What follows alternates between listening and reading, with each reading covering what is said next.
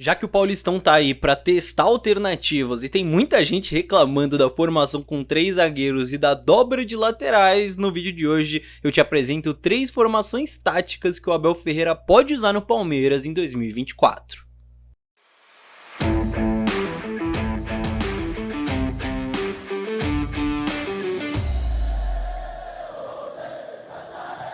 Salve, salve você que acompanha a Análise Verdão aqui no YouTube, meu nome é Leonardo Suzuki, sejam muito bem-vindos a mais um vídeo, lembrando desde já que tem análise tática quase todo dia por aqui, então se você ainda não está inscrito no canal, já trate de se inscrever, porque depois você continua a ver o vídeo e eu sei que você esquece, eu me esqueço também de me inscrever em outros canais, então não se esqueça, já tô te lembrando agora, inscreva-se aqui no canal porque tem muito conteúdo bacana todo dia falando sobre Palmeiras e falando sobre tática.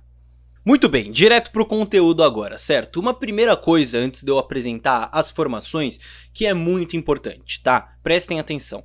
A formação tática, os números, o 4-3-1-2, 3-5-2, 3-4-3, os números eles servem apenas como uma base, é uma plataforma. Sozinhos eles não dizem nada, o que vai dizer realmente como um time joga não são os números, é o comportamento do time dentro de campo, tá? Isso é muito importante, ou seja, com uma mesma formação, times podem jogar de diferentes maneiras. Um time que joga no 4-4-2, ele não é igual a outro time que joga no 4-4-2 e isso vale para todas as formações, certo? Dito isso, os princípios táticos principais desse Palmeiras, eles já estão muito claros com o Abel Ferreira e eles não vão mudar do dia pra noite, da água pro vinho, porque o treinador vai seguir sendo o mesmo, né? Pra gente mudar uma convicção ali, só mudando o treinador, o que não é o caso. Então, isso é um ponto muito importante, né? E que convicções são essas que eu tô falando? Por exemplo, a saída de 3 na saída de bola pra gerar superioridade contra a pressão do adversário, a largura máxima do campo, ou seja, ter 2 jogadores sempre bem abertos para abrir o adversário, ter geralmente 5 jogadores em cima da última linha do adversário para ter no mínimo uma igualdade numérica, são convicções que fazem parte da maneira com que o Abel Ferreira pensa o jogo e isso não vai mudar. Ou seja, as formações que eu vou trazer aqui, eu não vou simplesmente jogar números para vocês, eu vou tentar encaixar elas no que é plausível, no que é possível por parte do Abel, no que encaixa nas suas convicções pra gente tentar entender. Se o Palmeiras jogar com essa base, com essa plataforma, como o Palmeiras atacaria, como o Palmeiras defenderia, porque os dois lados são muito importantes, a gente não pode esquecer de nenhum deles. E sem defesa nenhuma aqui de nenhuma formação, tá? Não tô apontando pra vocês o que eu acho certo ou o que eu acho errado, não. Vamos entender os pontos positivos e os pontos negativos de cada uma delas e aí no final eu quero saber qual que é a sua favorita. Fechou? Vamos lá. A primeira é talvez a formação que o Abel Ferreira mais usou nesse período no Palmeiras até aqui, que é o 4-2-3-1, certo? Foi com essa formação base que ele venceu a Libertadores e a Copa do Brasil em 2020, que iniciou o ano passado, por exemplo, venceu o Paulistão, teve uma boa fase quando o Arthur chegou ali na ponta direita, essa formação. Então, como funcionaria esse 4-2-3-1 no Palmeiras hoje? Tá, para atacar, geralmente um lateral faz a saída de bola junto aos zagueiros, enquanto o outro sobe, e aí o ponta do lado que o lateral subiu vem para dentro, o outro fica bem aberto, lembrando então sem abrir mão do que o Abel acredita ofensivamente, né, com a ocupação máxima ali da largura do campo. E para defender, o básico 4-4-2, com os pontas voltando para marcar pelo lado do campo, certo? E na frente o meia e o centroavante marcando os zagueiros. Mas agora, voltando para a formação base, para o 4-2-3-1, vamos falar em nome, certo? E não só em funções e posições.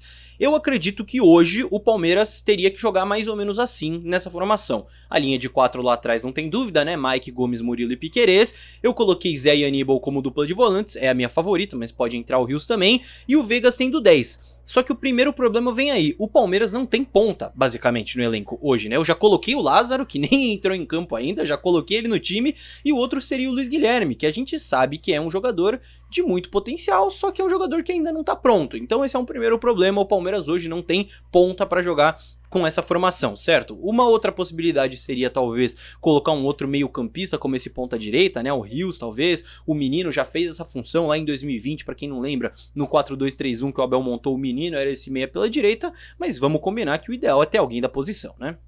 Outro problema que a gente tem aí, e aqui entre aspas porque é um problema bom, é uma disputa boa, o centroavante titular, claro que é o Endrick é titular a partir do momento em que ele volta pro Palmeiras. Só que o Flaco, ele tá bem também, né? Então, nessa formação ele teria que ficar no banco. Uma alternativa poderia ser o Flaco titular como centroavante e o Endrick na ponta para no momento ofensivo ele vir para dentro, né, se aproximar ele do Flaco para formar a dupla de ataque. Ofensivamente dá para encaixar, só que aí sem bola, é o Endrick que vai voltar pelo lado, é o Endrick que vai voltar no 4-4-2 ali para ajudar, para fazer aquela dobra defensiva pelo lado.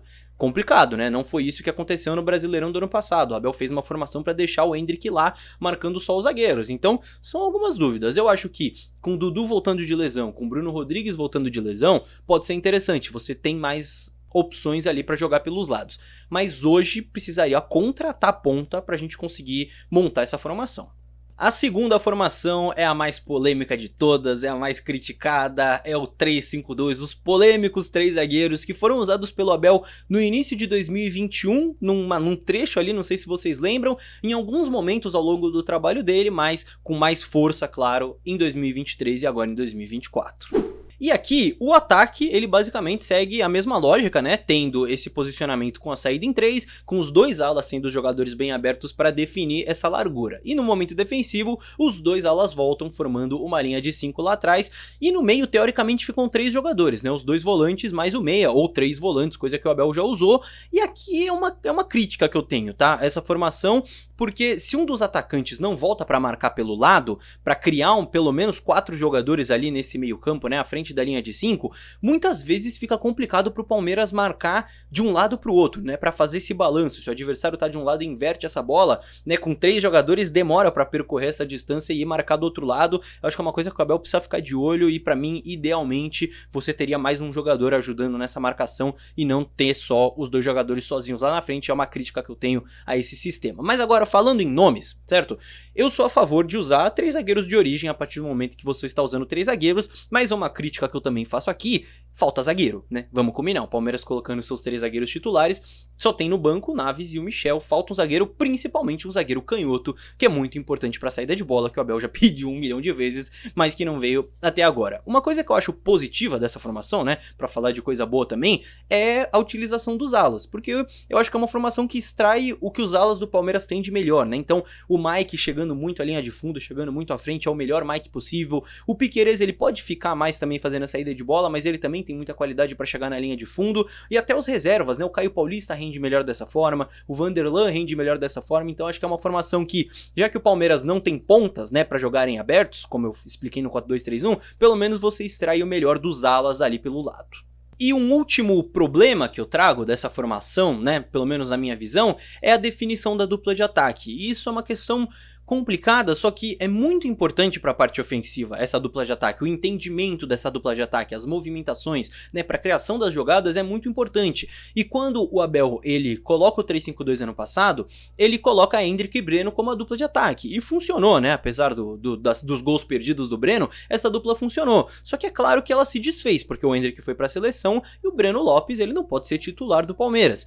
Então a gente vai para 2024 e o Flaco ganha essa vaga de titular, só que o Flaco já jogou em dupla com o Rony, já jogou com o Breno, já jogou até com o Veiga, então mudando muito essa dupla, né? E daqui a pouco o Endrick volta, é claro que ele é o melhor do time, ele vai ser titular, vai ter que fazer essa dupla, provavelmente com o Flaco Lopes que tá em melhor fase, mas daqui a pouco o Endrick também sai, né? Então mudando muito essa dupla e a gente ainda tem o Lázaro que pode encaixar, o Dudu que pode encaixar, o Bruno Rodrigues que pode encaixar com essa dupla, então o Palmeiras tem opções, né? Tem variações pra gerar com essa dupla, pode gerar duplas diferentes, mas eu sinto falta de uma definição um pouco maior para criar aquele entrosamento necessário da dupla e pra gente ter lances como foi o gol do Flaco contra o Santos, por exemplo, que é um lance muito do Flaco com o Rony se entendendo na movimentação, na assistência, na finalização. Então eu sinto falta de uma definição maior da dupla de ataque para criar um entrosamento.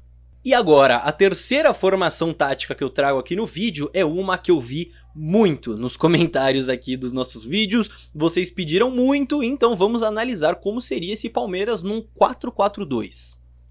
Só que não é qualquer 4-4-2, é em formato de losango. E por que vocês têm sugerido tanto essa formação aqui nos comentários, nas redes sociais? Para tentar encaixar os jogadores que estão em melhor fase no momento. Então você teria nessa formação aquela mesma linha de 4, certo? Com o Aníbal sendo esse 5, Zé Rafael e Richard Rios, com o Veiga sendo 10 e mantendo a dupla de ataque. Então você consegue encaixar todos esses jogadores.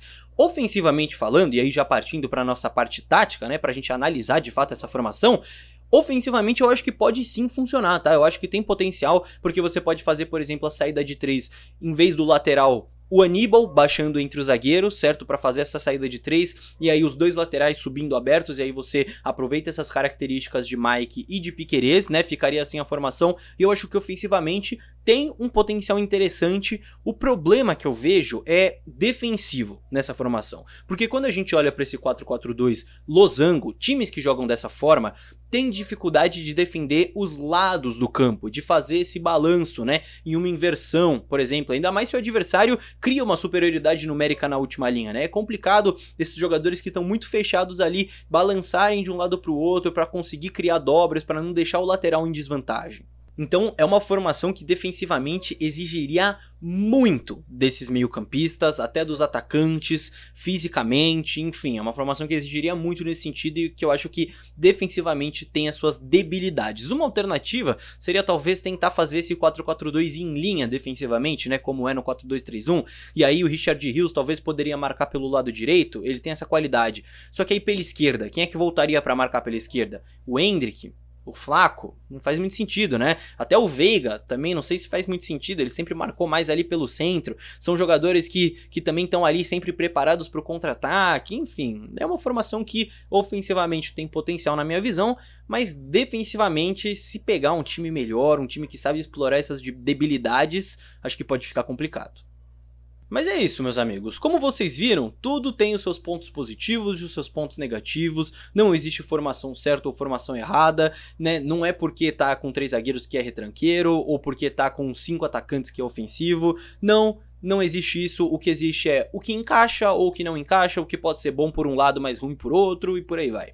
E, no fim das contas, o Paulistão ele tá aí pra testes mesmo, né? Testar formações, testar jogadores em funções diferentes, rodar o elenco, né? Dar oportunidade para outros jogadores. Só não vale dizer que apoia teste no Paulistão e depois dar chilique na internet quando as coisas não dão certo, né?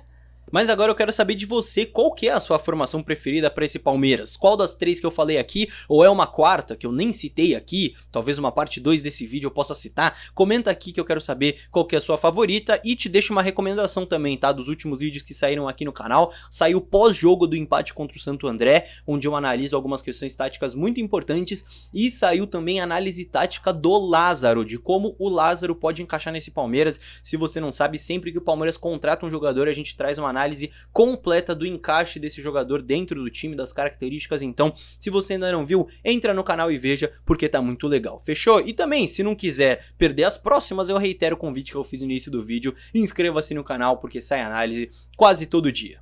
Se você está até agora comigo aqui, significa que você gostou do vídeo, então não saia sem deixar o seu likezinho, que é muito importante, que faz esse vídeo chegar a mais palmeirenses e que ajuda o nosso trabalho por aqui também. Fechou, meus amigos? No mais é isso, muito obrigado pela companhia em mais um vídeo, vejo todos no próximo. Tchau, tchau!